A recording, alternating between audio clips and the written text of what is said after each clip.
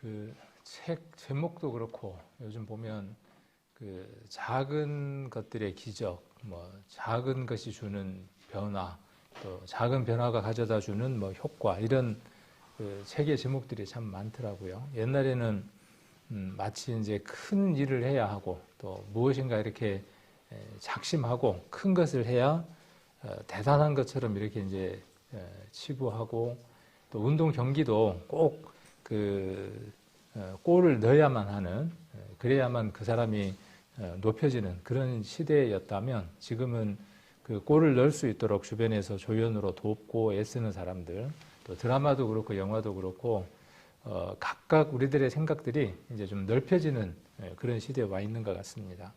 우리가 하나님 앞에 신앙을 할 때에도 각각으로 섬기는 것 같아요. 큰 것들은 큰 것대로 하나님 앞에 드려야 할 것들이 있고 또 작은 것들, 세밀한 것들도 하나님 앞에 이렇게 또 드려야 하는 부분들이 있는 것 같습니다. 그 시작점이 먼저는 가장 지극히 적은 것, 지극히 적은 것에 우리가 충성할 수 있을 때 또 하나님께서 우리에게 더 큰 일들을 맡기고 이렇게 이야기하니까 걱정들 하시더라고. 지금도 무거워 죽겠는데 더 큰 일을 내게 맡기신다면 나는 자빠질 텐데 하고 미리 이렇게 이제 걱정들을 하시는데 큰 일을 우리가 맡고 큰 일들이 우리에게 맡겨진다는 것은 얼마나 큰 영광인지 모릅니다. 우리가 그것을 믿음의 눈으로 볼 수 있는 사람들이죠. 그래서 우리는 좀 더 큰 직분, 좀 더 큰 일들을 우리가 소망하고 바라보고 또 그 일들을 교회 안에서 감당하기를 기뻐해야 되지 않는가 하는 생각을 합니다. 교회를 시간 돼서 오는 이 일 삼아서 해야 되는 일이라고 말씀을 드렸고 오늘 저녁에 또 이렇게 작은 변화들 한 분이 이 자리에 더 계실 때에 우리의 그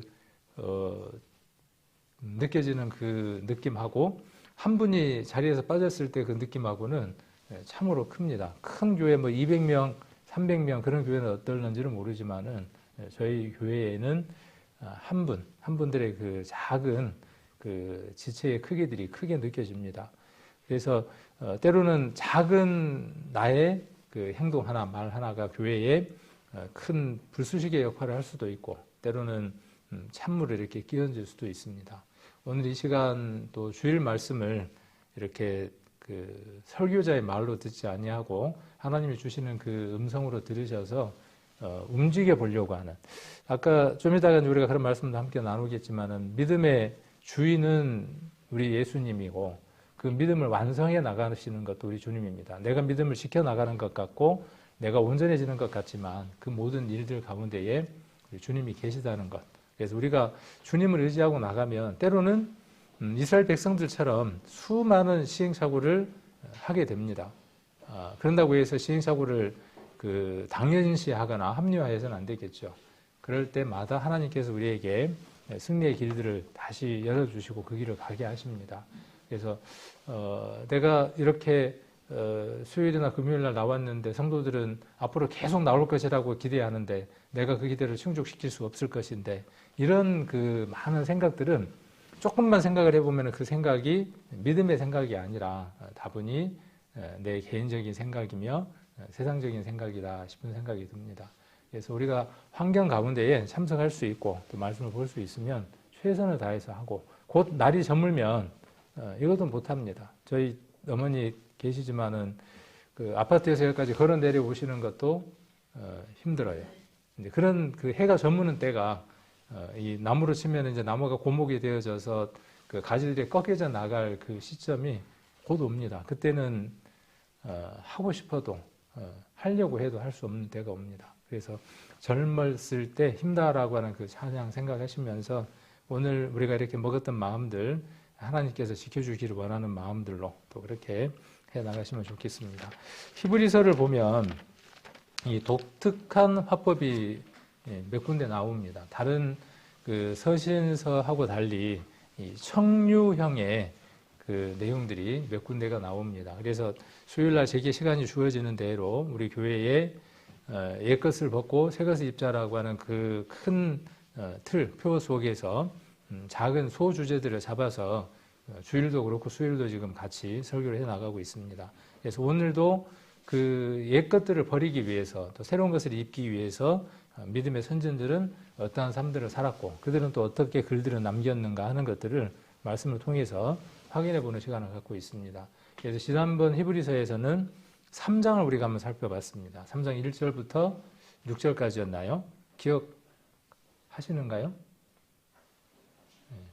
기억하시면 좋겠지만 얼른 히브리서 3장을 보시면 이제 그때 기억이 좀 나실 수 있을 겁니다. 3장 1절 한번 복습하는 차원에서 3장 1절 간단히 한번 복습을 한번 해보도록 합니다. 3장 1절에서 후반절에 보시면 예수를 깊이 생각하라 하는 독특한 화법이 나옵니다.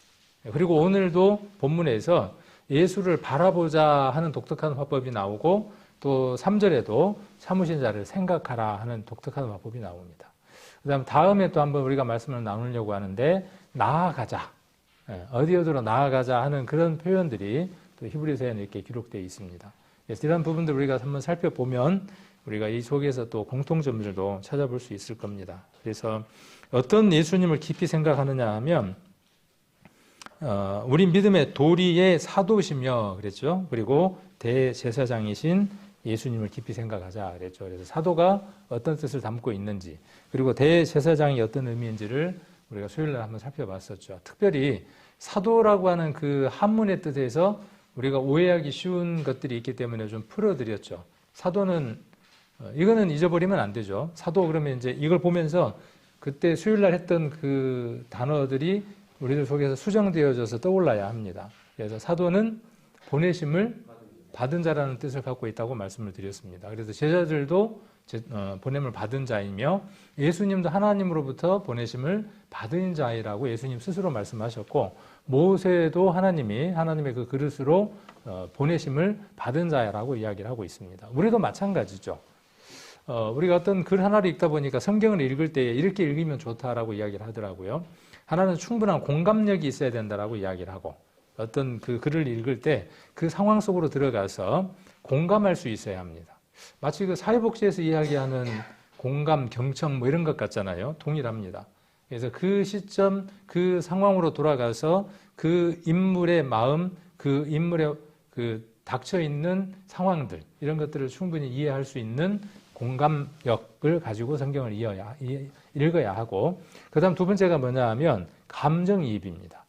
감정이입. 우리도 그 뭐 사회복지라든지 뭐 또 우리 교회 가운데 이렇게 이제 뭐 그 연세 드신 분들 케어하시는 분들이 많으니까 우리가 그분들과 같은 감정이입이 되어지지 않으면 그분들을 이해를 할 수가 없죠. 그래서 그 다른 분의 어르신은 이렇게 그 감정이입에 대해서 아이고 어르신 그러셨어요 하고 이렇게 공감도 되고 감정이입이 돼서 잘 도와드리는데 의외로 그 자기 집안 식구들하고는 잘 안 되죠. 감정이입이. 왜 그러냐 하면 그 시차가 어떠냐면 그때 그 기억으로 그대로 있기 때문에 그래요. 저도 이제 어머니하고 이렇게 보면 저도 언제로 기억이 돼 있냐 하면 우리 어머니가 자주 중학교 이야기를 하는데 나도 중학교 때인 것 같고 저희 어머니는 아직도 이렇게 꽃 양산을 펼쳐 들고 이쁜 옷을 입고 다니시는 젊은 어머니로 나는 이렇게 기억이 되어지죠. 근데 그게 빨리 어떻게 되어져야 되냐 하면 공감되고 감정이입이 돼서 그 상황들을 이해할 수 있어야 충분한 어떤 도움을 드리고 또 도움을 받을 수 있고 하는 그런 상황들이 되겠죠. 그 도움을 이 청하는 것도 굉장히 필요한 것이더라고요. 저도 지금 학교를 다니고 있는데 그 28일 날 영어 시험을 봐야 돼요. 근데 막 잠이 안 와요. 그 영어 나무나라 말인데 그것도 한 문장도 아니고 긴 문장을 해야 되는데 근데 만일 혼자 제가 끙끙 싸매고 있으면 해결이 될까요? 안 될까요? 안 돼요. 그래서 그 학생들 단체 카톡에다가 글을 올렸어요. 몇 분들한테. 영어 시험 보셨으면 자료 좀 주세요. 그랬더니 그 몇 분들한테 보냈더니 까똑 하고 계속 오더라고요. 도와달라고 했더니 어떻게 하냐 하면 막 쏟아져서 오는 거예요. 내가 이걸 도와달라고 하면 내가 좀 존심도 상하고 그럴 것 같은데 그것만 넘어서면은 그 상황만 넘어서면은 뭐 내가 그분하고 뭐 많이 아는 것도 아니고 또 다음에 또 어차피 내가 도움이 필요하면 그분에게 도움을 드리면 되고 뭐 이렇게 생각을 좀 넓혀서 청하니까 어떻게 하냐면 많이 오더라고요. 다음에 내가 또 그분에게 도움을 드릴 수도 있고 다른 사람에게 도움을 드릴 수도 있겠죠. 그래서 그 도움의 메시지를 우리가 명확하게 이렇게 전달하는 것도 우리가 사는 데 있어서 한 기술이 아닐까 하는 생각도 한번 해봅니다. 한번 이야기를 하다가 이렇게 이제 멀리 갔는데, 그래서 공감, 감정이입, 그다음 또 하나가 뭐냐 하면 성경을 잘 이해할 수 있는 방법 중에 하나가 상상력입니다. 그 상황과 그 시대, 그 환경 속으로 들어가서 풍부한 상상력을 가지고 그 내용들을 이해하는 겁니다. 그러니까 성경을 읽는다라고 이야기할 때는 그 세 가지가 함께 포함되어져서 그 현장으로 내가 가 있어야만 합니다. 예수님이 5천 명을 먹이는 그 현장에 내가 가 있는 것이죠. 그리고 그들 옆에 내가 있으면서 누군가하고의 그 대화도 함께 나눠보고, 또 때로는 내가 예수님의 그 입장이 되어져서 예수님의 그 입장을 공감해보고 예수님에게 감정이입이 돼보고, 또 거기에서 누군가가 떡을 내놓으라고 했을 때, 떡이 있느냐라고 이야기했을 때 누군가가 쭈삣쭈삣 내미는 사람도 있었을 거 아니에요. 그 사람이 내가 되어져 보기도 하고, 그리고 넓은 그 뜰도 한번 생각을 해보고, 그러면 참 성경을 읽는 것이 무미건조한 게 아니라 풍성하고 마치 신나는 그런 재밌는 책을 읽는 것과 같은 시간들이 되어지지 않을까 싶은 생각이 듭니다. 특히 구약을 읽을 때에는 그렇게 읽으시면 좋겠다는 생각이 듭니다. 그래서 여기 우리가 지금 3장에도 보면 깊이 생각하는 거죠. 사도. 아까 보내심을 받은 자라 그랬고, 그래서 여기에서 지금 이야기하고자 하는 주된 내용을 우리가 한번 살펴보면 6절에 기록되어 있는 대로, 후반절에 기록되어 있는 대로 그의 집이라는 겁니다. 저와 여러분은 그의 집입니다. 그런 것처럼 우리는 우리 자신에 대해서 또 예수님에 대해서 깊이 생각하는 삶을 살아가야 됩니다. 예수님을 조금 생각하는 게 아니라 깊이 생각하는 거죠. 아무개를 깊이 생각하고, 예를 들어서 이성을 깊이 생각하면 그 이성을 더 깊이 생각해서 사모하게 되고 어떤 결말을 맺는 것처럼, 또 내가 누군가가 미움이라고 하는 것으로 내 생각이 깊어지면 후에는 어떤 일이 나타나느냐 하면 그 칼부림을 한다든지 뭔 결과가 나오는 것이죠. 그래서 우리가 예수님을 깊이 생각한다는 이 단어는 참 좋은 것 같아요. 그래서 제가 제 사무실 안에 방에다가 이렇게 예수를 깊이 생각하자, 바라보자, 생각하자, 나아가자, 이렇게 여러 단어들을 써놓고 한 번씩 쳐다봅니다. 제 마음 안에, 제 그 심령 안에, 제 생각 안에 다른 것들이 자리 잡을 때가 많이 있습니다. 근데 그 생각을 어떻게 하느냐 하면 그냥 버려둡니다. 이 예화를 종종 제가 쓰기도 하죠. 새가 머리 위로 지나가면서 똥을 한번 쌌어요. 그래서 여기가 묻었어요. 여기 지금 우리 교회 앞에도 차를 대놓으면 봉고차도 그렇고 제 차도 그렇고 새들이 거기에다가 응가를 봐요. 근데 그렇게 한번 누는 것은 이해할 수는 있어요. 어떻게 하면 되냐면 세차하면 되니까 물 좀 묻혀갖고 잘 닦으면 되니까 여기다가 이렇게 응가를 하고 가는 거 이렇게 해서 정리하면 되죠. 그런데 그렇게 계속 응가를 하고 그곳에 와서 둥지를 틀고 앉는데도 불구하고 그대로 둔다. 어리석은 것이죠. 우리의 생각은 그렇습니다. 우리의 생각은 간혹 한 덩어리가 툭 떨어지는 겁니다. 차 위에 한 덩어리가 툭 떨어지는 것처럼 툭 떨어지면 그 다음 어떻게 되냐 하면 그 생각이 자라고 더 자라서 많은 가지들을 칩니다. 그리고 그 생각 속에 갇혀서 헤어나오지는 못하죠.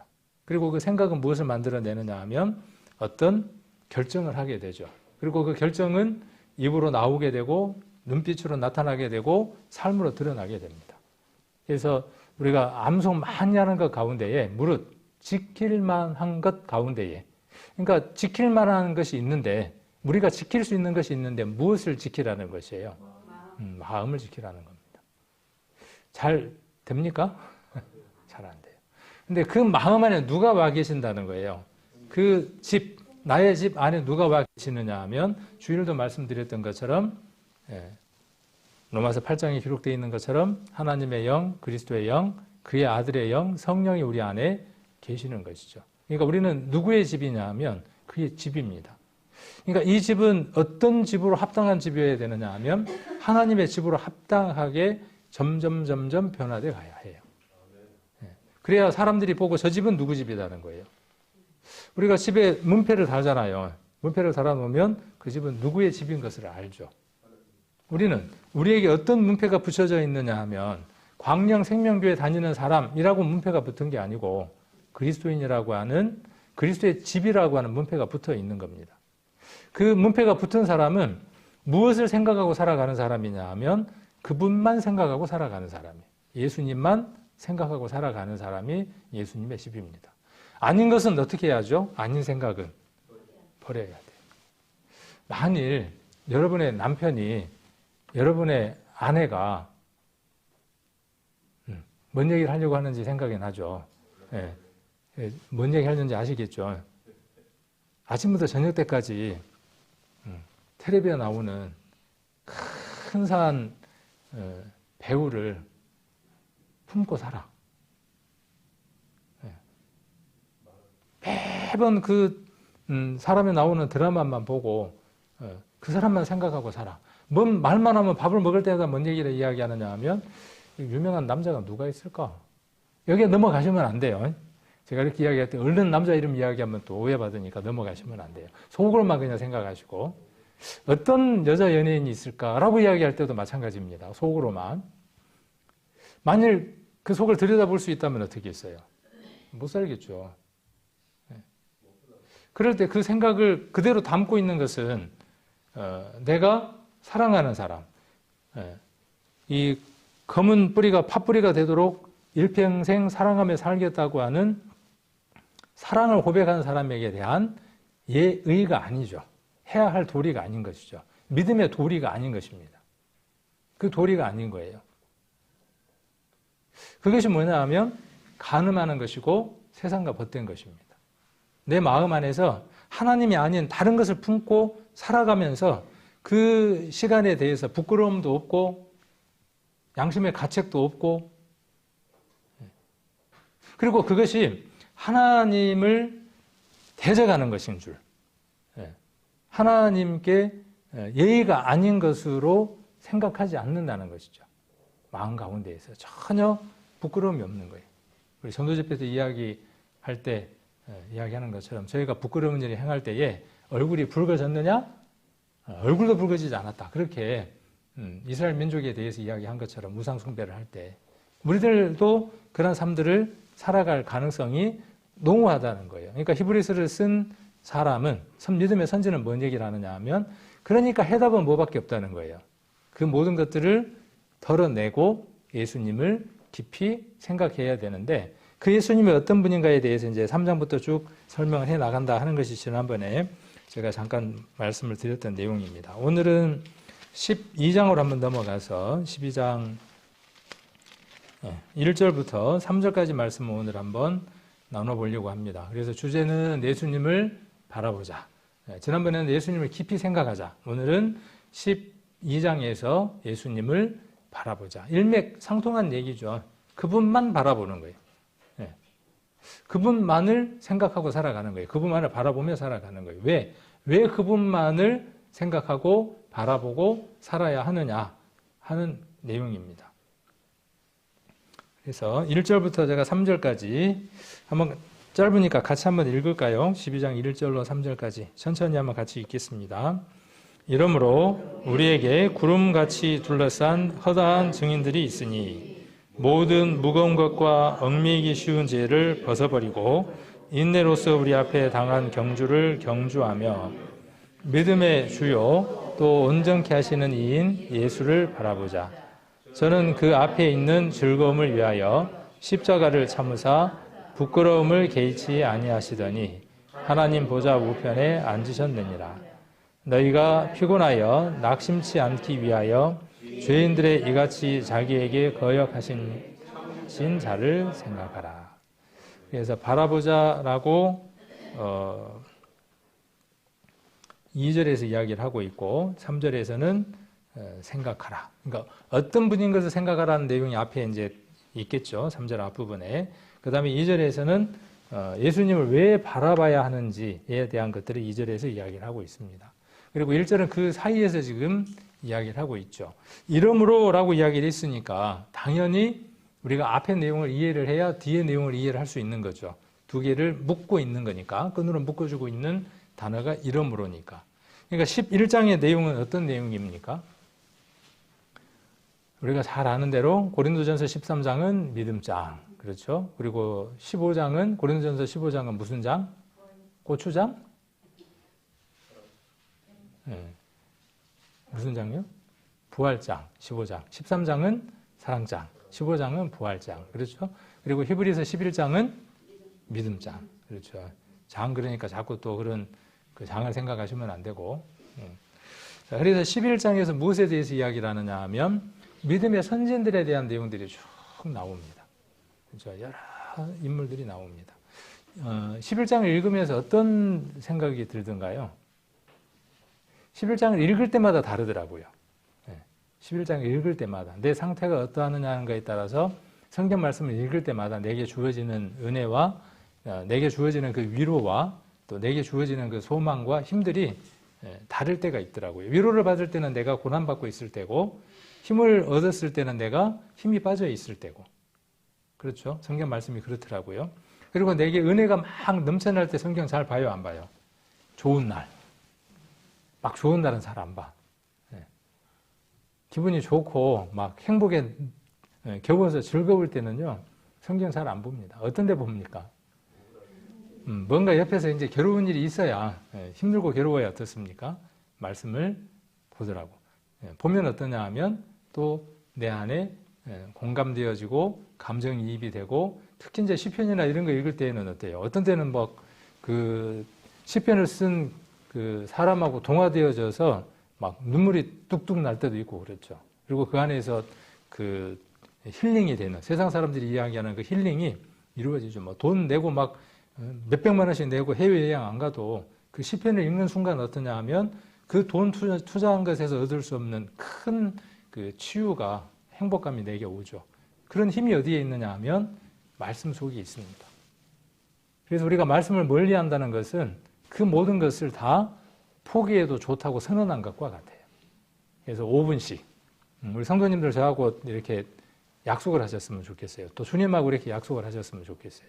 내가 5분 이상 하루에. 근데 5분 시작하면요, 이게 탄력을 받아서 더 하게끔 되어 있습니다. 그래서 이 이러므로라고 하는 것은 앞에 나오는 믿음의 선진들을 이야기를 하고 있고, 우리에게 구름같이 둘러싼 허다한 증인들이 있어요. 그렇죠? 그 증인들이 너무나 많다 그 말이에요. 근데 그분들의 삶들이 어땠을까?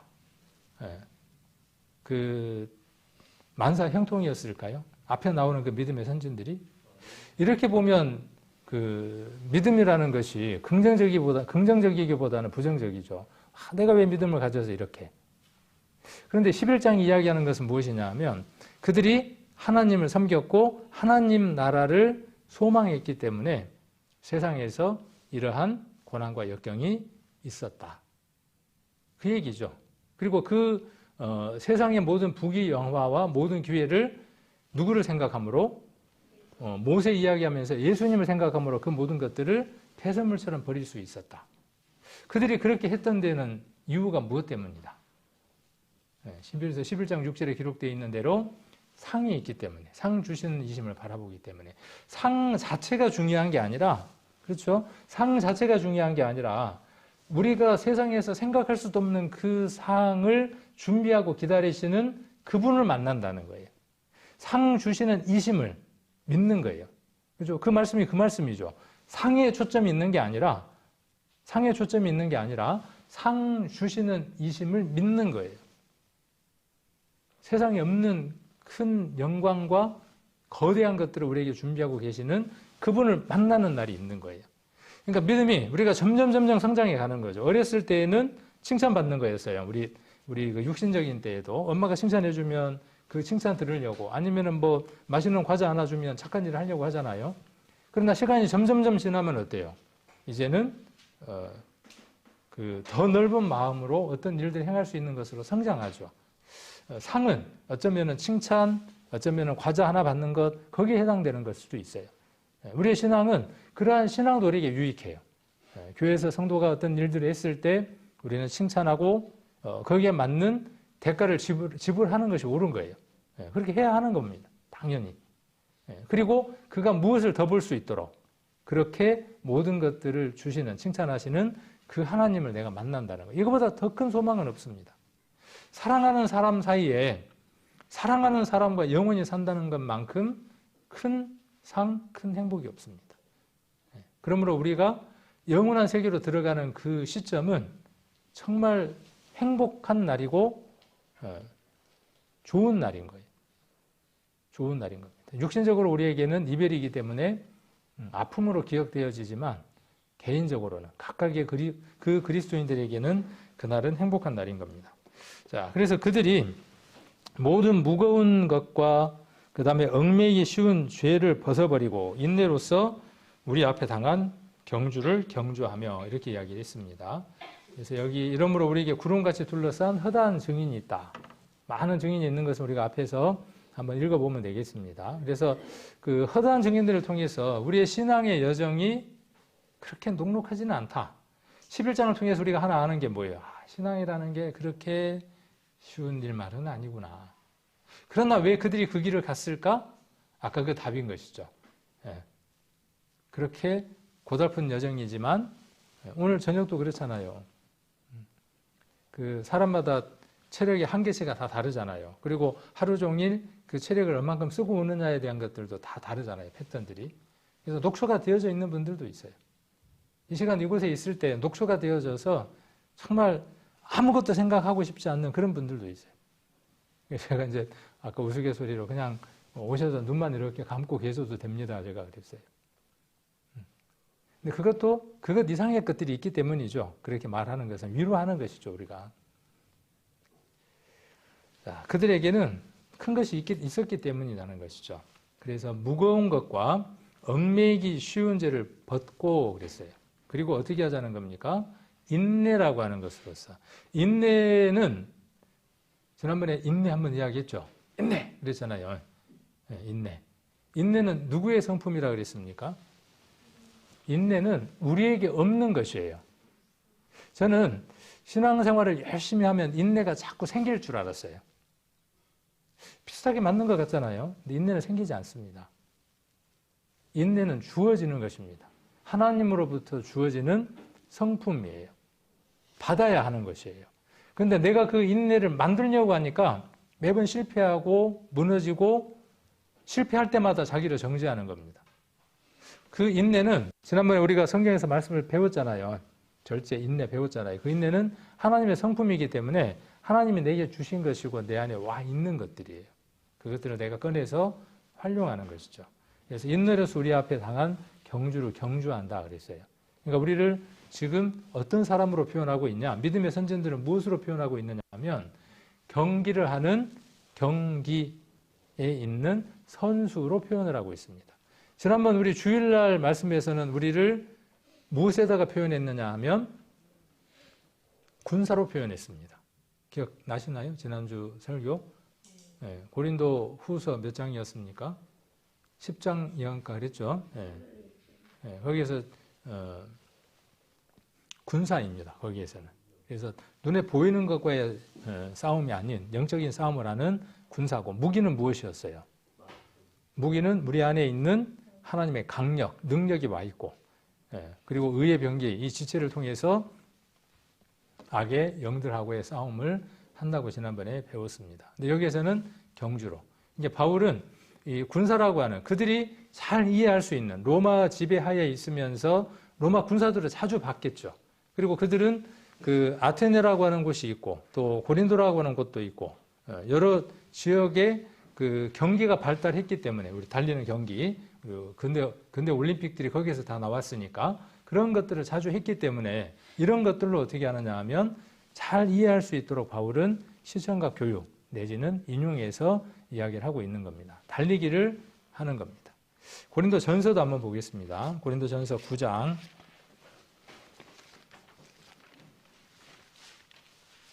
고린도 전서 9장 24절.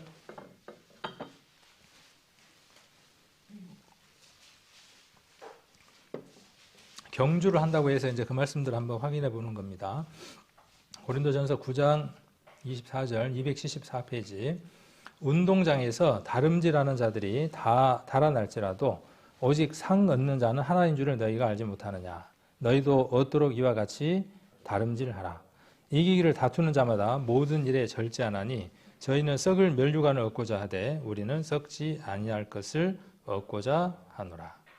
그래서 본인도 달리는 이 선수로 자기 자신을 표현을 했고, 썩어질 것을 얻는 경기가 아니죠. 썩는 멸류관이 아니라 썩지 않는 그 멸류관을 위해서 달리는 상을 얻도록 다름질하는 사람이다. 그렇게 이야기를 하고 있습니다.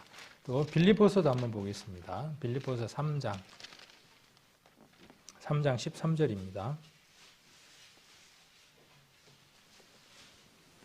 빌립보서 321페이지, 빌립보서 3장 13절, 14절 같이 한번 읽겠습니다. 12절부터 같이 한번 읽겠습니다. 12절, 13절, 14절 같이 한번 읽겠습니다. 내가 이미 얻었담도 아니요 온전히 이루었담도 아니라 오직 내가 그리스도 예수께 잡힌 바 된 그것을 잡으려고 쫓아가노라. 형제들아, 나는 아직 내가 잡은 줄로 여기지 아니하고 오직 한 일, 즉 뒤에 있는 것은 잊어버리고 앞에 있는 것을 잡으려고 봇대를 향하여 그리스도 예수 안에서 하나님이 위에서 부르신 부름의 상을 위하여 쫓아가노라. 이것은 구원에 관한 말씀이 아니라는 것을 우리는 잘 이해하고 있습니다, 이미. 그래서 구원받고 난 이후에 성화와 구원받고 난 이후에 하나님 앞에 상급에 관한, 멸류관에 관한 말씀이라는 것을 우리는 잘 이해하고 알고 있습니다. 그래서 바울은 그 일을 위해서 달리는 사람으로, 경주하는 사람으로 그렇게 자기 자신을 표현하고 있는 걸 볼 수 있습니다.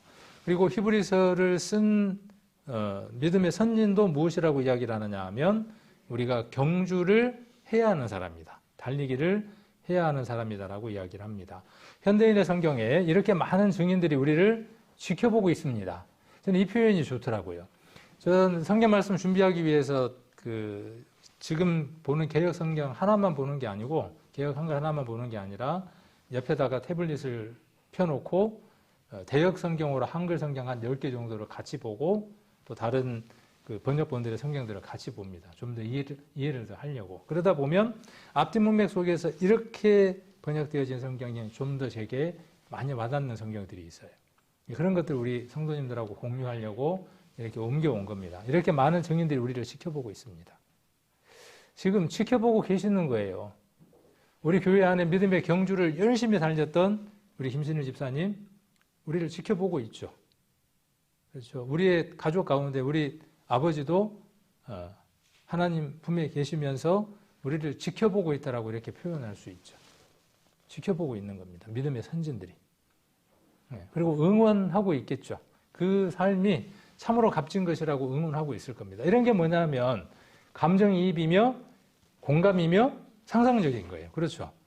우리가 책을 읽는 것처럼 드라마를 보는 것처럼 그 드라마 자체만 딱 보는 게 아니잖아요. 영화 자체만 보는 게 아니라 그 영화 속에 내가 몰입해서 그 배우하고 캐릭터하고 나오는 인물하고 내 자신을 일치시키면서 어떤 때는 같은 어떤 삶들이 공감될 때 눈물이 나기도 하고 뭐 이런 것들이죠.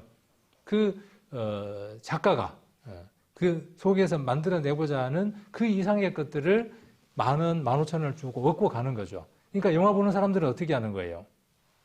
그게 자기를 기쁘게 해주니까 그 영화를 얼마를 내고요. 돈을 기쁘게 내고 팝콘 사갖고 들고 보는 것이죠. 우리도 어떻습니까? 이 시간이 어쩌면 그런 시간에 한번 대입을 시켜볼 수 있을 거예요. 거기다 비교할 수 없는 것이지만. 자, 그래서 경주를 하는 겁니다. 지켜보고 있는 겁니다. 그러므로 모든 무거운 짐과 얽매이기 쉬운 죄를 벗어버리는 거죠. 여기도 죄를 벗어버리는 거예요. 그러니까 어떤 일을 하기 위해서는요, 반드시 거기에 걸맞는 준비가 필요한 겁니다. 신앙은 예수 그리스도로 옷 입고 예수 그리스도를 기쁘게 하는 삶을 살아가는 겁니다. 그 일을 하기 위해서는 선행되어야 되는 게 있습니다. 먼저 해야 될 게 있습니다. 정리하고 준비해야 될 게 또 있는 것이죠. 여기는 벗는 거예요. 뭘 벗는 거죠, 여기서는? 자, 무거운 것과 얽매이기 쉬운 죄. 여기는 무거운 짐이라고 그랬고 현대인 성경에는 얽매이기 쉬운 죄라고 이렇게 이야기를 했습니다. 그리고 목표를 향해 꾸준히 달려갑시다. 이렇게 이야기했으니까 상상력을 동원해서 뭐예요? 마라톤을 하려면 마라톤이 거기에서 나왔으니까 마라톤을 하려면 마라톤 하는 사람은 옷은 어떤 옷이에요? 저처럼 이런 옷을 입고 마라톤을 하죠. 이렇게 입고 마라톤 하던데. 머리에다가 모자를 딱 쓰고 그렇게 마라톤을 하던데. 한겨울에도 어떻게 해요? 최소한의 것만 걸치는 거죠. 최소한의 것만 걸치는 거예요. 우리에게 있어서 하나님을 향해서 나아가는 그 길에 있어서요. 우리는 어떤 것 하나면 충분하냐 하면 예수 그리스도라고 하는 옷, 최소한의 옷이면 충분한 겁니다. 근데 거기다 뭘 자꾸 걸치려고 하는 거죠. 이제 우리가 이야기하는 대로 지식이에요. 철학이에요. 모든 것들이에요. 그게 뭐냐면 지금 여기 무거운 것과 얽매이기 쉬운 것들이에요. 교회적으로 봤을 때에는 무엇이 필요한 거예요? 뭔가 조직도 필요하고 뭔가 형식도 필요할 것 같고 그래서 오늘날 많은 교회는요 무거운 짐으로 얽매이기 쉬운 것들로 다 얽매여져 있어요. 그렇게 해야 누가 빠져나가지 못해요. 정으로 묶고 사람으로 묶고 모든 걸로 착착 묶어놔야 어떻게 해요? 안 나가거든. 못 나가거든. 그런데 성경은 무엇이라고 말씀하시느냐 하면 다 벗고 예전에 우리 교회는 그랬잖아요. 예전에 우리 모임들은 다 벗었어요. 그래서 며느리하고 시어머니하고 앉아서 교제가 됐고 손주가 지난번에 찾아보니까 손자, 손녀를 다 합쳐서 손주라고 이야기한다고 그러더라고 사전에. 손자, 손녀하고도 무엇이 됐냐 하면 교제가 됐어요. 초등학생하고 앉아갖고 둘러서 우리가 교제를 했습니다. 구역 모임을 했습니다. 기억나시죠? 저도 예전에 남원에서 사역을 할 때 초등학생하고 할머니하고 그 손주예요. 그 할머니의 손자예요. 그런데 걔가 성경을 찾으면서 간증을 하는데 할머니가 쳐다보면서 어떤 눈으로 쳐다보겠어요? 저런 버리장머리 없는 게 어디 할머니 앞에서 고개를 빳빳이 쳐들고 저 얘기를 해? 아니죠. 처음 복음이 전해졌던 그때처럼 남녀노소가 없고 그렇죠? 성별이 없어지고 돈이 있든 없든 나이 상관없이 그리스도로 하나가 되어져서 어때요? 풍성히 나누었던 시대. 근데 지금은 어떻습니까? 나이가 좀 이렇게 차이가 나니까 교제가 잘 안 되는 것 같아. 계속 어떤 것이냐 하면 지난번에 우리가 봤던 것처럼 경관진들을 계속 쌓아가는 거예요. 오히려 벗는 게 아니라 오히려 계속 어떠냐 하면 무엇인가를 자꾸 입으려고 하는 거예요. 방법을 찾는 게 살 방법을 찾는 게 아니라 죽을 방법들만 자꾸 찾아서 꾀를 내는 거예요. 예수님 한 분만으로 모든 것들을 털고 벗어내고 그분만으로 남겨져 있어야 돼요. 딱 보면 저 옷이 어느 회사 메이커 옷이구나. 우리가 알잖아요. 근데 우리에게는 그런 거 별로 안 중요하죠. 어느 메이커냐가. 근데 우리는 메이커가 중요해요. 메이드 인 차이나가 아니라 메이드 인 코리아도 아니고 메이드 인 누구께 돼야 돼요? 주님께, 하나님께 돼야 돼요. 그 옷이 누구 옷이어야 되느냐 하면 예수님 옷이어야 돼요. 그 옷 하나면 충분한 거예요. 그 옷으로 만났잖아요. 어느 날부터 그 옷이 값어치 없는 옷이 돼가기 시작하는 거예요. 자, 그래서 보면 죄의 무게가 있죠. 죄는 무게감이 있습니다. 가벼운 것도 무게감이 있고 무거운 죄도 무게감이 있습니다. 그래서 몸에 탁 달라붙어서 쾌락이라고 하는 것으로 옥죄여요. 그리고 그는 힘이 있어요. 그리고 꼼짝 못하게 합니다. 이렇게 되니까 달릴 수 있겠어요? 없겠어요? 이렇게 불편한 옷을 입고 있으니 어떻게 달리기를 할 겁니까? 이런 옷을 입고 있으니. 그런 것들을 지금 무거운 짐 이렇게 죄의 무게로 표현했습니다. 그리고 몸에 달라붙는 죄들이 있어요. 이끌리기도 저지르기도 쉬운 죄들이 있어요. 우리가 너무나 가볍게 생각하는 것들, 아까 이야기했던 것처럼 생각, 여기 우리 눈으로 보는 것들, 우리 귀로 듣는 것들, 우리 손으로 만져지는 것들, 가장 우리가 접하기 쉬운 오감이라고 하는 것들을 통해서 달라붙는 겁니다. 우리 몸에 달라붙어요. 그리고 좀처럼 떨어져 나가려고 하질 않아요. 그러니까 어떻게 해야 되느냐 하면 벗어버린다는 것은 적극적인 표현이에요. 내가 적극적으로 어떻게 하는 거예요? 마라톤을 하기 위해서 옷을 싹 벗어버리는 거예요. 적극적인 표현입니다.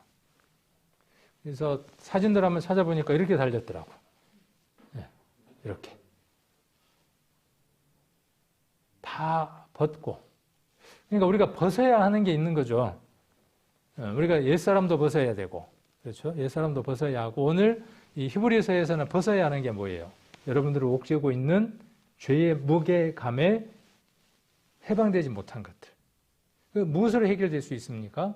예수 그리스도의 복음 안에 돌아가면 해결되는 것들이에요. 그리고 얽매여 있는 것들이 있어요. 체면으로 얽매여 있고 이런저런 것들로 얽매여 있는 모든 것들을 다 벗어야 이곳에 올 수 있어요. 그렇죠? 오늘 이곳에 올 때까지 벗지 않고는 어렵습니다. 내 몸에 피곤한 것 벗고 모든 것들을 벗어야 이곳에 올 수 있는 거죠. 그래서 이렇게 이를 삼고 달리는 거죠. 최소한의 옷만 갖춰 입고.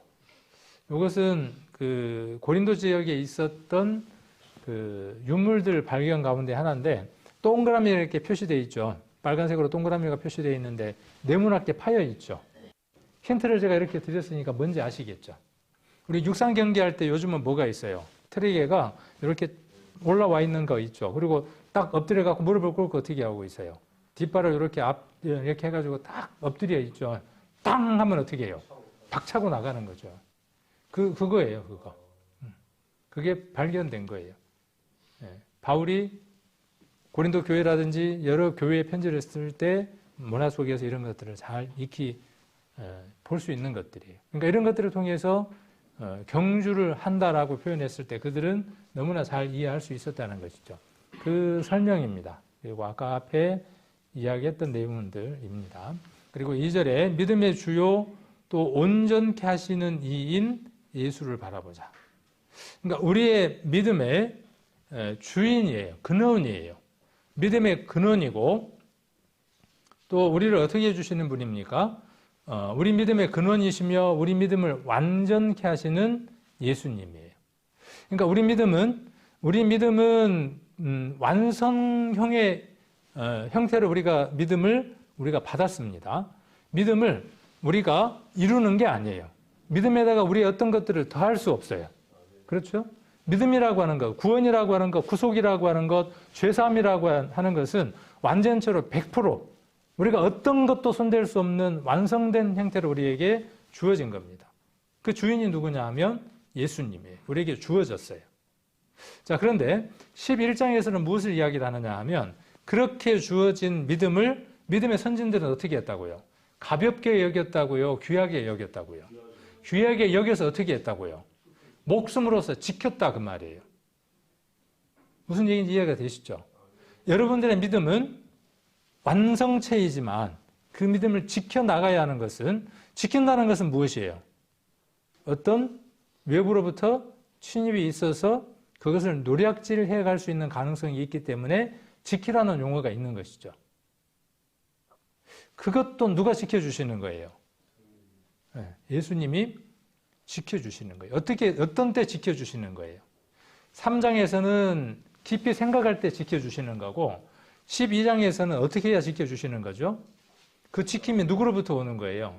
그분이 산성이 되시고 경관진이 되셔서 그분이 어떻게 해주시느냐 하면 완성체인 믿음, 우리에게 와 있는 그 믿음마저도 내가 지킬 수 있을 것 같지만 그분을 바라볼 때 지켜지는 것이다 그 말이에요. 그래서 믿음의 주요 또 온전케 하신 이인 예수를 바라보자. 그러면서 예수님이 어떤 일을 하셨는가를 말씀하고 계시죠. 저는 그 앞에 있는 즐거움을 위하여 십자가를 삼으사 부끄러움을 개의치 아니하시더니 하나님 보좌 우편에 앉으셨느니라. 이것은 우리 시각적인 어떤 것들을 이해하기 위해서 이렇게 표현하고 있는 것이죠. 하나님이 가운데 앉아 계시고 예수님이 오른편에 계시고 그 표현은 어떤 것이냐 하면 우리에게 그분의 어떤 역할과 이 모든 것들을 우리의 언어로 이해하기 위해서 기록되어진 것이죠. 그러나 본질적인 것은 어떠냐 하면 성부와 성자와 성령이 한 분이시죠. 하나이시죠. 이걸 완벽하게 다 설명해낼 수 있는 사람이 있을까요? 없을까요? 없어요. 설명해낼 수 없어요. 혹 기록을 했다고 할지라도, 설명을 한다고 할지라도 어느 부분에서 들릴 수밖에 없어요. 이것은 어디에 속한 영역이기 때문에 하나님에 속한 성품의 영역이기 때문에 그렇습니다. 그래서 우리가 이제 이해하기 쉽게 그 일을 하시고 하나님 보좌 우편에 계셨어요. 그리고 무엇하기 위해서? 우리를 변호하기 위해서. 또 우리에게 어떤 일들을 해주기 위한 역할들로 말씀하고 계시죠. 그분이 무엇을 참으셨습니까? 여기 십자가를 참으셨어요. 그 십자가를 참으셨어요. 그 십자가를 지실 때, 그 십자가에 매달리실 때 예수님은 육신이 있으셨기 때문에 부끄러우셨어요? 안 부끄러우셨어요? 여기 지금 히브리서에서는 부끄러우셨다 그랬어요. 부끄러웠지만 그 부끄러움 어떻게 했다고요? 개의치 않았다는 거예요. 왜 개의치 않은 거죠? 부모가 자식을 위해서 어떻게 합니까? 자식이 예를 들어서 경찰서에 먼 일로 잡혀갔어요. 그러면 그곳에 가는 것이 그 부모의 사회적인 지위에 따라서 경찰서에 가서 그 아들을 데려오는 그 일이 만만치 않는 일입니다. 그렇죠? 자기 얼굴에 먹칠이니까. 그래도 어떻게 합니까? 그래도 갑니다. 왜? 자식이니까. 그 표현이에요. 그런 표현이에요. 예수님 왜 그 모든 것들을 주셨어요? 우리가 그의 피조물이고 그가 우리를 그의 형상대로 지었고 그의 사랑이 머무르는 자녀이므로 모든 것들을 주시려고 하는 대상이기 때문에 부끄러움도 마다하지 않으신 거예요. 자, 그런데 그 일을 기분 나쁘게 하셨어요? 즐겁게 하셨어요? 이렇게 표현하실 수 있어요. 그 십자가를 지셨을 때 우리 주님은 즐거우셨어요. 그렇죠. 즐거우셨어요. 우리는 이런 말씀들을 통해서 그분 예수님의 마음이 그 십자가를 지셨을 때 물론 양면의 마음이 있으신 거죠. 우리가 그런 것처럼 예수님이 그 모든 것들을 지셨을 때 하나님 자신이니까 아무런 갈등 없이 쭉 그냥 가셨다. 아니에요. 그렇지 않아요. 그분에게도 우리와 똑같은 그런 마음의 감정과 어려움과 고난들이 있었던 것들을 우리는 여러 그 성경을 쓴 저자들을 통해서 우리가 살펴볼 수 있죠. 부끄러움을 개의치 않으셨어요. 자, 데살로니가 전서 1장을 한번 보겠습니다. 데살로니가 전서 1장 10절입니다.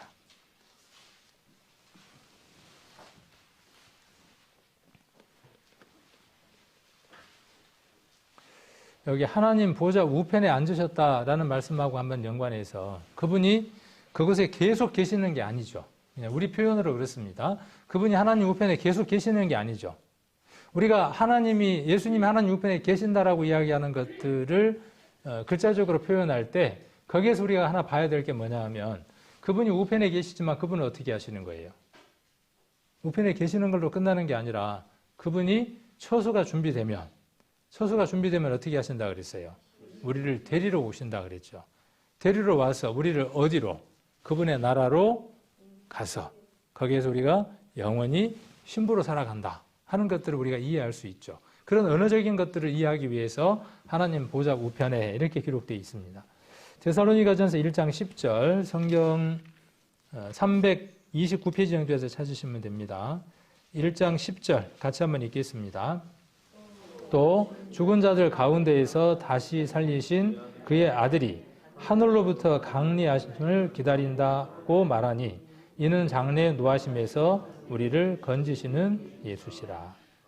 그러니까 예수님은 우리를 이 세상의 심판으로부터 영원한 불못으로부터 우리를 건져내실 분이 누구냐 하면 예수 그리스도예요. 우리에게 그 소망을 주시기 위해서 예수 그리스도는 무엇을 참으셨느냐 하면 십자가를 참으셨다고요. 그럼 우리 하나 교훈을 얻어봅시다. 여러분들은 어떻게 하셔야 될까요? 누군가에게 이 소망이 있게 하기 위해서 우리가 다가가야 하는 것이 예수님이 이 세상에 오신 목적과 같은 것이죠. 예수님이 육신으로 오신 그 일과 내가 누군가에게 복음을 전하기 위해서 다가가는 일은 동일한 동선입니다. 동일한 일입니다. 그 일을 할 때 우리에게 부끄러움도 있어요. 부끄러움이 당연히 오는 것이죠. 그리고 별의별 말들이 뒤에 3절에 나오는 것처럼 별의별 것들을 다 듣습니다. 죄인들로부터. 우리 주님이 그렇게 들으셨던 것처럼.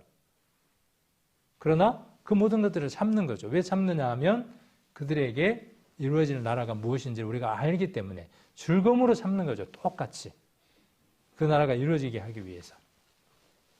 그래서 여기 10절을 보면 죽은 자 가운데에서 다시 살리신 그 아들이, 죽은 자 가운데에서 다시 살리신 그 아들이 이렇게 표현되어져 있죠. 바울의 서신서를 보면 이러한 내용들이 굉장히 많이 나옵니다. 그리고 이 말씀들은 우리가 잘 아는 것처럼 갈라디아서 2장 20절과 로마서 6장과 다 연이어져 있습니다. 그리스도가 죽으신 이유는, 그리스도가 십자가에 못 박혀서 죽으시고 장사되고 부활되신 것은 그분의 모습으로 끝나는 것이 아니라, 그분이 그런 일이 있었다고 끝나는 게 아니라 그 일이 누구 안에서 이루어지도록요, 저와 여러분 안에서 이루어지도록 먼저 가신 그 일들입니다. 그리고 그분이 하나님 우편에 계시다가 다시 오셔서 우리를 데려가시는 것처럼, 그의 몸으로, 영화로운 몸으로 우리가 부활되는 것처럼 우리가 그렇게 부활될 것을 소망하는 겁니다. 데살로니가 교회에 바울이 이 사실을, 이 믿음을 전했던 것들을 볼 수 있죠. 그래서 하늘로부터 강림하심을 기다려요. 누가요? 데살로니가 교회가. 우리도 그렇게 기다리죠. 그리고 그분은 오셔서 어떻게 합니까? 그분은 오셔서 장래 노하심에서 우리를 건져주시는 거예요. 이 세상의 모든 심판으로부터, 영원한 불못으로부터 예수 그리스도가 우리를 구해 주시는 분, 구해 주신 분, 구해 주실 분이죠. 이것을 우리는 기다리는 겁니다. 소망하고 있는 겁니다. 3절을 보시면 너희가 피곤하여 낙심치 않기 위하여 죄인들의 이같이 자기에게 거역한 일을 참으신 자를 생각하라. 예수님은 그 십자가를 참으셨어요. 어떻게 참으셨냐 하면 즐거움으로 참으셨어요.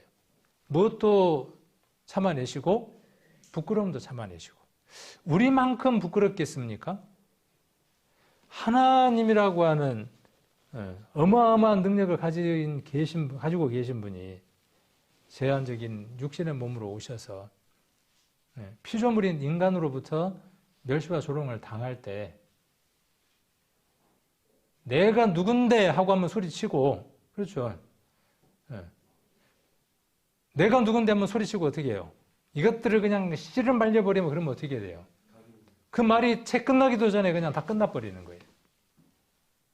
그러나 그러려고 오신 분이 아니죠.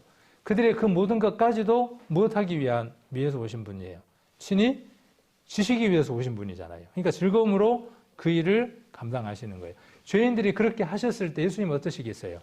저것들을 그냥이 아니라 저희들이 하는 일을 저희들이 알지 못합니다. 무슨 일을 하는지 저희들이 알지 못합니다. 그렇게 말씀하시는 주님인 것을 알 수 있죠.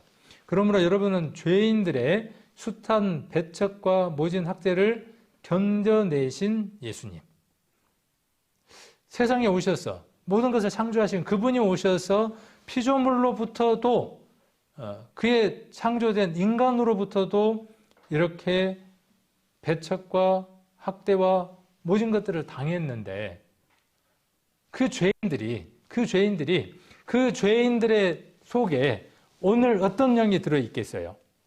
예수 그리스도를 십자가에 못 박히게 했던 그 지혜로운 자의 영이 그들 안에 그대로 들어있는 거죠. 오늘날 그들 안에 있는 겁니다. 우리가 복음을 전하려고 하는 그 모든 자들 안에 그 영이 지금 있는 겁니다. 활발하게 활동하고 있는 겁니다.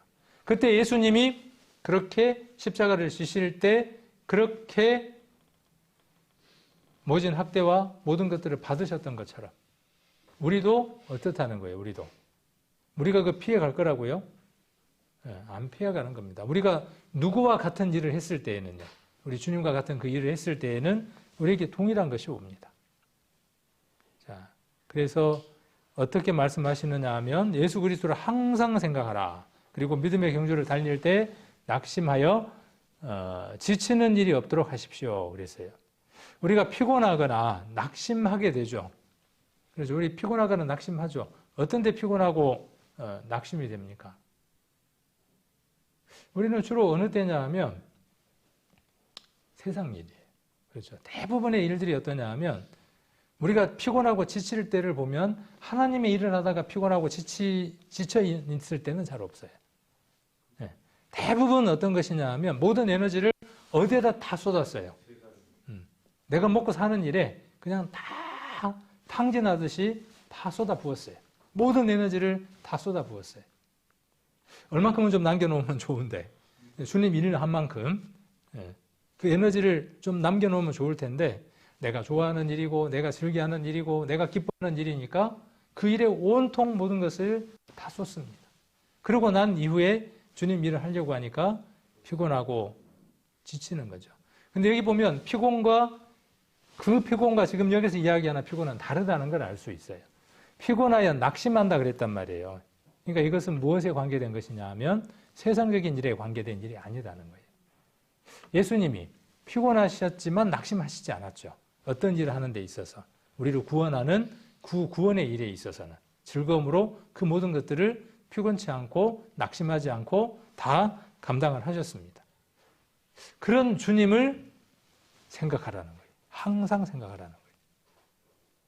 우리가 주님과 같은 길을 걸어갈 때 믿음의 선진들에게 있었던 그 일들이 주어졌던 것처럼 우리가 믿음의 길을 가고자 한다면 우리에게도 어떤 일들이 오느냐 하면 믿음의 선진들에게 있었던 그 일이 오는 것이면 우리가 예수님이 가셨던 그 길을 10,000분의 1이라도 따라가려고 믿음의 길을 가면 그때 당연히 오는 것이 뭐예요? 죄인들이 이같이 예수님에게 거역하신 일을 우리는 기억할 수밖에 없다는 거예요. 우리 주님에게 있었던 일인데 내게는 없겠느냐라는 마음을 갖게 된다는 거죠. 그 마음이 무엇을 가져온다는 거죠? 피곤한 것도 낙심하는 것도 해결해 줄 수 있다는 거예요. 그러므로 이 말씀은 우리가 무엇을 할 때이냐 하면 복음을 전할 때입니다. 하나님의 말씀을 전하고 지난번에 그 경관진을 이야기할 때 하나 빠뜨렸는데 경관진 가운데 진짜 경관진이 뭐냐 하면 해도 안 되더라예요. 내가 저 사람 전도해봤는데 안 되더라는 거예요. 30년 해봤는데 안 되더라는 거예요. 그리고 뭐냐면 저 사람은 안 될 사람이라는 거예요. 그게 무엇이냐면요. 복음을 전하는 데 있어서 경관진입니다. 내가 이미 어떻게 돼버린 거냐 하면 피곤해서 낙심해서 모든 손을 놔버린 겁니다. 우리 주님은 우리를 향해서 그렇게 손을 놓지 않았다고요. 우리는 어떠한 사람이냐 하면 예수님을 생각하고 깊이 생각하고 예수님을 바라보는 사람이므로 예수님이 그렇게 지치지 않으셨던 것처럼 우리도 그렇게 지치지 않고 복음을 전하는 겁니다. 우리 교회 전도 집회 앞으로 많이 하면 좋겠다고 항상 이야기를 하잖아요. 근데 왜 못하죠? 결과를 우리가 미리 예측하기 때문이죠. 그 다음 또 뭐예요? 그 중에 하나가 이 피곤하고 다른 피곤을 이야기하는 거예요. 전도 집회 하면 피곤한데 그렇지 않습니다. 힘을 우리에게 북돋아 줍니다. 여러분들이 전도 집회에 참석을 해서 그분을 깊이 생각할 수 있고 바라볼 수 있고 요한 1세에 기록되어 있는 것처럼 주목하고 그분을 본다면 요한 1세에 그렇게 기록되어 있죠. 주목하고 어떻게 했습니까? 우리 눈으로 보고 손으로 만짐받아 그랬잖아요. 그렇게 예수님을 만지고 보고 느끼고 들으면요. 피곤할 틈이 없습니다. 그분은 우리에게 모든 강장제예요. 강장제가 뭔지 아시죠? 피로회복제. 카페인이에요. 마시면 힘이 막 솟아나는 거예요. 생수의 강이라고 그렇게 표현되어져 있잖아요. 그런데 그 생수의 강이 넘쳐 흐르고 있는 우리들을 보면 메말라 있어. 지금 날씨처럼 건조해. 막 딱딱해. 이 생수의 강이 넘치면 어떻게 해야 되는데? 쳐다만 봐도 이게 얼굴이 막 환해야 될 텐데. 건드리면 생수가 나와야 될 텐데. 건드리면 뭐가 나와요? 건드리지 마세요. 그러니까. 건들지 마세요. 웬만하면. 자, 잠언을 한번 찾아보겠습니다. 잠언 제가 좋아하는 말씀인데 11장, 13장 이렇게 한번 찾아보려고 합니다. 잠언 11장. 우리가 전도 집회를 앞두고 있어서가 아니라 우리가 전도 집회를 두고 늘 우리가 매주 전도 집회가 있을 것이라고 생각하고 복음을 전해야 하는 것이죠. 11장 30절 한번 봅니다. 잠언 11장 30절. 의인의 열매는 생명나무라도 지혜로운 자는 사람을 얻느니라 그랬어요. 그러니까 사람을 먼저 얻어야 돼요.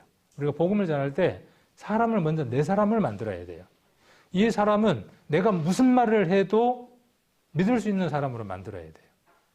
이 이단들이 그렇게 합니다. 이단들의 방법이 그래요. 그래서 지금 미리 알고 신뢰를 가지려고 그러면 멀리 도망가거든요. 사탄이 또 지혜롭게 해요. 그러면 그럴수록 우리는 어떻게 해야 돼요? 더 끈끈하게 그들을 묶어서 사람을 얻어야 돼요. 그렇게 해서 얻으면 열매가 무엇이냐 하면 생명나무예요. 예수 그리스도예요. 예수 그리스도를 얻을 수 있어요. 13장 12절. 소망이 더디 이루게 되면, 자, 이것이 피곤하고 우리를 낙심하게 해요. 제일 피곤하고 낙심되는 게 뭐냐면요. 저는 이런 거예요. 우리 교회가 새로 구원받은 사람이 없는 것이 정말 피곤하고 낙심이 돼요. 새로운 사람이 없는 것이. 그게 제일 제 마음 가운데의 눌림이에요. 내가 무엇이 부족해서, 제 자신 속에서 무엇이 부족해서 하나님이 구원받는 사람의 수를 더하지 않으실까. 늘 그 고민 가운데 있습니다. 그래서 더 하나님 앞에 나아가려고 애를 씁니다. 그래서 그게 어떤 때는 정말 낙심될 때가 있어요. 그리고 피곤할 때가 있어요. 그런데 그럴 때 누구를 바라보면요. 그렇게 십자가를 지셨던 예수님을 바라보면 그냥 그 봄눈 녹는 것처럼 싹 녹으면서 그냥 마음이 이렇게 회복되는 걸 느낍니다. 하나님의 일이니 하나님이 이루실 것이고 하나님이 내게 도구로 쓰시겠다고 말씀하셨고 또 그렇게 쓰임받기 위해서 내가 나와왔으니 하나님이 나도 그 그릇에 맞게 바꿔서 쓰실 것이라는 생각으로 내가 안 될까가 아니라 하나님이 나를 들어서 쓰시는 날이 있을 것이다 하는 마음들로 그 피곤하거나 낙심했던 마음들이 회복이 됩니다. 그래서 소망이 더디 이루게 되면 그것이 마음을 상하게 하나니 소원이 이루는 것은 곧 생명나무니라. 우리 성도님들 마음 가운데에 정말 간절한 소원으로 한 사람 한 사람씩을 마음 가운데 기도하시기를 원합니다. 먼저는 내 자신이, 여러분 자신들이 예수님을 깊이 생각할 수 있는 시간을 가지시고 예수님을 바라볼 수 있고 예수님을 생각할 수 있는 그런 분들이 되시기를 원하고 그래서 말씀을 보시기를 원하고 가장 기본이 되는 전도 집회를 통해서 하나님 살아 계신 것에 대한 확신, 성경이 사실인 것에 대한 확신, 내가 왜 하나님을 떠난 삶을 살았는가에 대한 등졌던 그 시간들에 대한 자각, 하나님 앞에 뉘우침, 그리고 예수 그리스도를 만나서 그분을 만난 기쁨 가운데에 내 삶을 드릴 수 있는 그 모든 것들을 전하는 전도 집회, 그 전도 집회에 올인할 수 있고 다 참석할 수 있고 그런 부분들을 통해서 우리 성도님들 마음들이 회복이 되어져야 그 다음 무엇을 할 수 있느냐 하면 생명나무를 의인의 열매를 이렇게 맺을 수 있다라는 생각을 합니다. 그래서 우리 성도님들 지치지 마시고 또 낙심하지 마시고 육신적인 것도 예수 그리스도를 생각하는 마음들 안에서 회복이 되어집니다. 그래서 혹 질병이나 또 육신의 어떤 고통 가운데에서 이렇게 힘들어하고 또 힘든 시간들을 보내고 있는 성도님들은 이 능력 되시고 모든 것들을 치유해 주시는 그분에게 힘을 얻어서 육신의 그 질고에 대한 힘도 얻으시고 또 마음에 대한 답도 얻으셔서 시간들이 정말 기쁨 가운데 살아가시는 시간들이 되시고 그 일들을 통해서 복음이 전해지고 하나님의 생명들이 살아나는 그러한 우리의 열매들이 맺히기를 간절히 소망합니다.